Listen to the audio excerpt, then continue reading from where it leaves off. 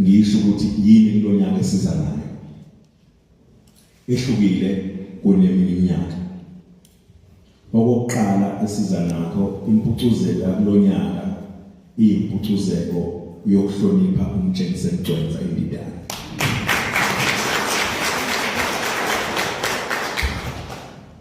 Ingakho ngithe kumina yehlukile umfoka Mgcwensa ukubusekhona ngicabanga kwami ukuthi ngabe isimo sinjani kwawona impucuzeko ngabe ikanjani. Kuyenzeka ke uma uqala umsebenzi wokusebenza ngabantu bese uthola abantu abazokholelwa kakhulu embonweni okudlula ngisho wena uqobo. Umtshengiseni angikholwa futhi angikuhathi angikholwa umtshengiseni awukho umcimbi owayekholwa kuwona njengempucuzeko. Ngiyajabula ngoba uncwadi bakhona kunesikhathi la owayengaphathekile khona wayidumuzela esesibhedlela. Kusho ukuthi uthema ngabe ngizantu ayishayile uthema iphaphama into yokuqala wayicabanga bacabanga ukuthi impucuzeko isidlulile ngoba uyakhumbula ukuthi wangena kuthi iyeza manje mayiphaphama akazi noma isingenile isidlulile. Ngathi ngabona efona ngashaya uvalo ngathi nalomuntu akafanele ukuba ngabe usesebenza ukuphatha ucingo. Wangibuza umbuzo wathi mina Mgcinela impucuzeko isidlulile. Ngathi naye ayikadluli kodwa nginongabazane lokuthi ihlale. Wathi yindaba.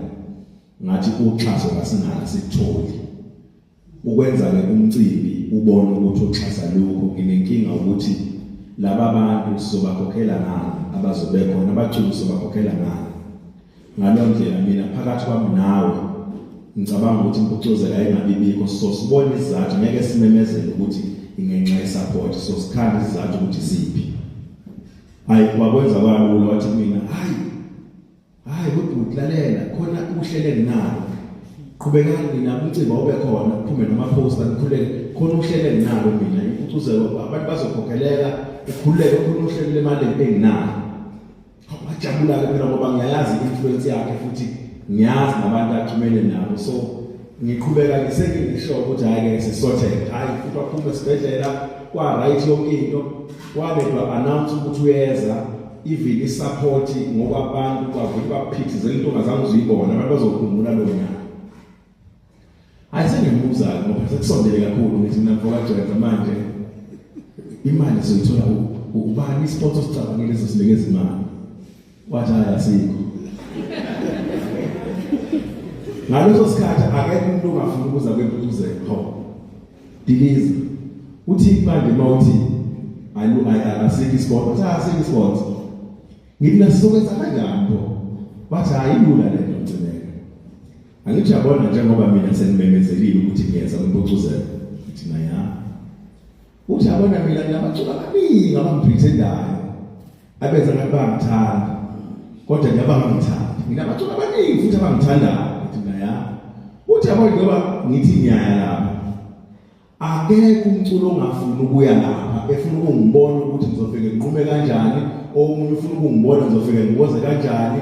Ngalo ndlela bonke abaculi bayeza batshela ukuthi bazokhokhelwa after umcimbi. Ngizokwenza uthi phela angithi ke imali izokhandeka esangweni bakwazi ukukhokhelwa bonke.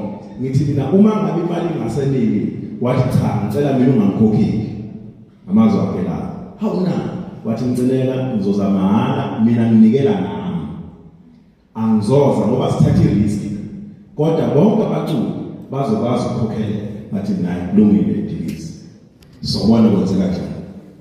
Hayi impela umcimbi waqala hayi bakusakhona lento yokukhokha thina ukukhokha e-competitive online into entsha abantu amathikithi bethengisana. Yabona le ndoda ngendlela eyiqiniso ngayo yenza isimanga yathi mayifika yafika ihamba nabantu mhlamba bawu-half wabantu abangaphakathi stadium. Ngababuka labantu ngase ngibona ukuthi bonke labantu bazongena mahala ngendlela abanomfutho ngayo.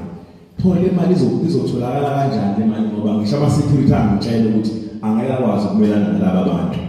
Wangenzela isimanga mfoka Mgcwensa wathi mayifika ngesangweni lwami ngicabanga mhlawumbe khona into wayenayo uncwadi ngoba Angimazi ukukhomana abantu kanje. Wathi mangabe efika nesangweni wasehamba wamaphambi kwabo wasethi wonke umuntu akabamba ulayini athenge ithikithi akekho umuntu ozongena imphuthuzelo mahhala.